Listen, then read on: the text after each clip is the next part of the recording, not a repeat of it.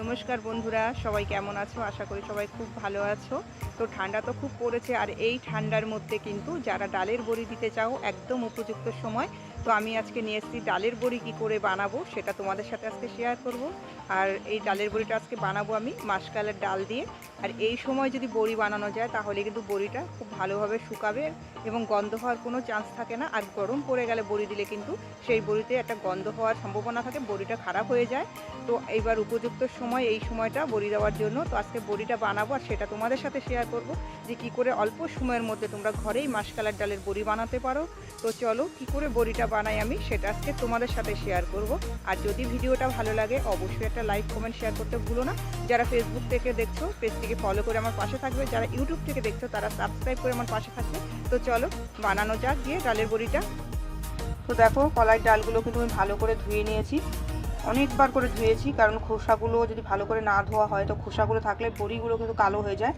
তো তবু দেখো দু চারটে কিন্তু খোসা রয়ে গেছে, কেননা এগুলো গোটাই রয়েছিল ডালটা। আর ডালটাকে যখন আধা ভাঙা করেছিলাম এই ডালগুলো সব ডালগুলো ভাঙানো হয়নি, সেই কারণে কিন্তু এগুলো যতই ভিজিয়ে রাখি এগুলো এরকমই কিন্তু থাকবে। তো অনেকটা ভালো করে ধুয়ে নিলাম, দু চারটে জগ রয়েছে, অসুবিধা হবে না কারণ বেশিরভাগ ডালগুলোই সাদা হয়ে গেছে। এবার আমি একটা মিক্সচার মেশিনে বেটে নেব। তো ডালটাকে এবার একটা মিক্সিং জারে দিয়ে অল্প অল্প করে একটু ডালটাকে পেস্ট করে নেব।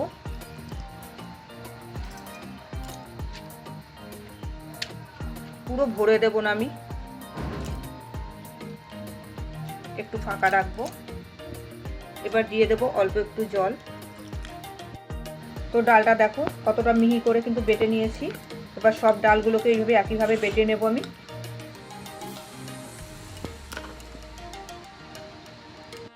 তো বড়িটা বানাবার জন্য এখানে একটা পাকা চাল কুমড়ো নিয়ে নিয়েছি। দেখো চাল কুমড়ো যে পাকা, যে ওপরটা সাদা হয়ে গেছে এতেই কিন্তু বোঝা যাচ্ছে। তো চাল কুমড়োটাকে কেটে নেবো এবার। তো যেহেতু মেয়েদের কাটতে নেই আমাদের মধ্যে পাকা চাল কুমড়ো, তো যাই হোক আদিত্যবাবুকে দিয়ে একটু কাটিয়ে নেব। তো তারপর আমি বটি দিয়ে কেটে নেবো পিস পিস করে। তো যাই হোক কেটে দিয়েছে খালি করে, এবার আমি বটি দিয়ে পিস পিস করে কেটে নেবো। আর এতটা চাল কুমড়ো আমার লাগবে না, তো বাকি চাল কুমড়োটাকে দিয়ে আমি মোরব্বা বানাবো আর তোমাদের সাথে সেটাও শেয়ার করবো। তো যাই হোক চাল কুমড়োটাকে কেটে নিয়ে এবার, তো চাল কুমড়োগুলোকে দেখো এভাবে কেটে নিয়েছি পিস পিস করে। এবার আমি ছোটো ছোটো করে টুকরো করে কেটে নেব, তারপরে একটা মিক্সিং জারে দিয়ে পেস্ট করে নেব চাল কুমড়োটাকে। তো চাল কুমড়োগুলোকে দেখো ছোটো ছোটো করে আমি এভাবে কেটে নিয়েছি। আমি 1 কিলো ডালের বড়ি দেবো, সেই কারণে আমি কী করেছি 4 ভাগের 1 ভাগ নিয়েছি চাল কুমড়ো। চাল কুমড়োটা কিন্তু অতিরিক্ত দিলে টক হয়ে যায়। তো আগে মিক্সিং জারে পেস্ট করে নেব।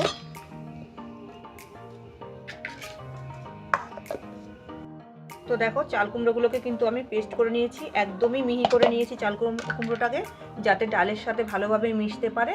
তো এবার এটা ছাকনাতে কিন্তু ভালো করে ছেঁকে নেব চাল কুমড়োটাকে।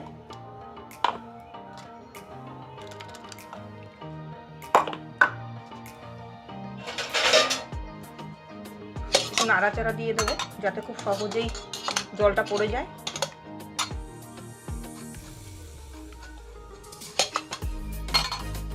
তো চাল কুমড়োর জলটাকে কিন্তু আমি একটা ছাঁকনিতে ঝরিয়ে নিয়েছি। এবার আমি চাল কুমড়োটাকে একটু ধুয়ে নেব, আর ধুয়ে নিলে কিন্তু অতিরিক্ত যে টক ভাবটা সেটা থাকবে না।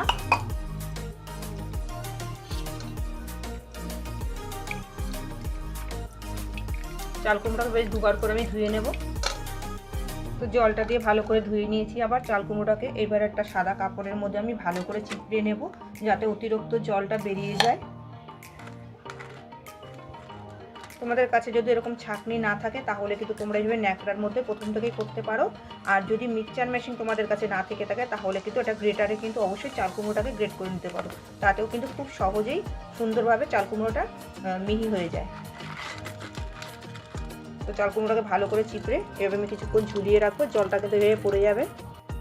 এবার ডালটার মধ্যে আমি কালো জিরে দিয়ে দেবো, অল্প করে নুন। চাল কুমড়োটাকে ভালো করে চিপড়ে নিয়েছি দেখতেই পাচ্ছ।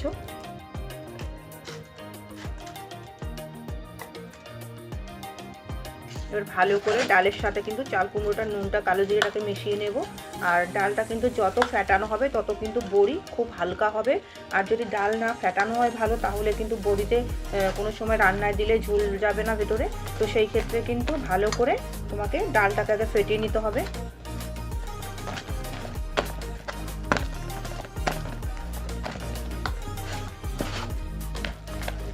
ঠিক এইভাবে কিন্তু ডালটাকে ভালো করে ফেটিয়ে নিতে হবে। যত ফেটাবে তত সুন্দর কিন্তু বড়ি হবে। তো বেশ 15 মিনিট ধরে কিন্তু আমি ফাটাচ্ছি ডালটাকে। এবার দেখে নেব ডালটা একটু জলের মধ্যে দিয়ে যদি ভাসে তাহলে বুঝবো ফেটানোটা হয়ে গেছে।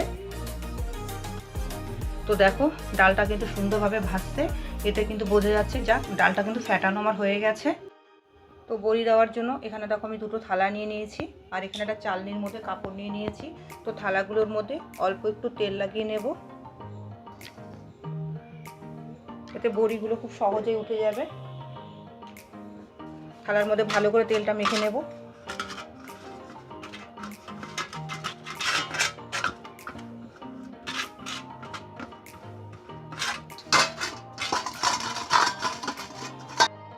তো বড়িগুলোকে আমি আস্তে আস্তে ঘরে বসে দিয়ে নেব, তারপর আমি রোদে নিয়ে যাব, কারণ একভাবে আমি রোদে বসে থাকতে পারবো না, সেই কারণে আস্তে আস্তে ঘরের মধ্যেই বসে দেব।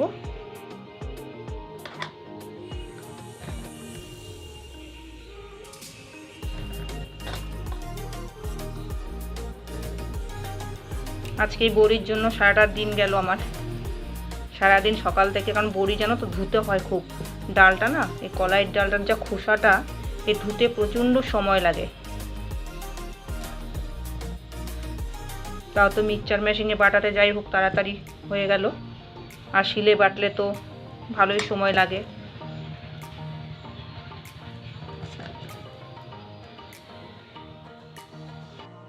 তো আজকে আমার বড়ি দেওয়া কমপ্লিট হলো। এই যে দেখো সব বড়িগুলোকে রোদে এনে দিয়েছি, রোদের মধ্যেও কিছুটা বসে দিয়েছি, আর ঘর থেকে কিছুটা বড়ি বানিয়ে নিয়ে এসেছিলাম। তো আজকে যে বড়িটা আমি বানালাম সেটা হলো আমার মায়ের জন্য, কারণ আমাদের বাবার বাড়িতে বড়ি দেওয়া নেই। তো সেই কারণে মা বলল একটু বড়ি দিয়ে দিবি, আর আমার ভাই খুব বড়ি খেতে ভালোবাসে, আজকের বড়িটা সেই কারণেই বানানো। আর তোমরা তো দেখোই আমি ম্যাশিংয়ের কাজ করি, খুব বিজি থাকি সব সময়। তো যাই হোক তাড়াহুড়ো করে বড়িটা দিয়েছি। তোমাদের কাছে বড়ির রেসিপিটা কেমন লাগলো অবশ্যই তোমরা কমেন্টে জানাবে, তোমাদের কমেন্টটা আশায় থাকবো। আর এই শীতের মধ্যে তোমরা এইভাবে বাড়িতে বানিয়ে নাও বড়ি, তাহলে টাটকা বড়িটা একদম খেতে পারবে। তো যাই হোক সবাই ভালো থাকবে, সুস্থ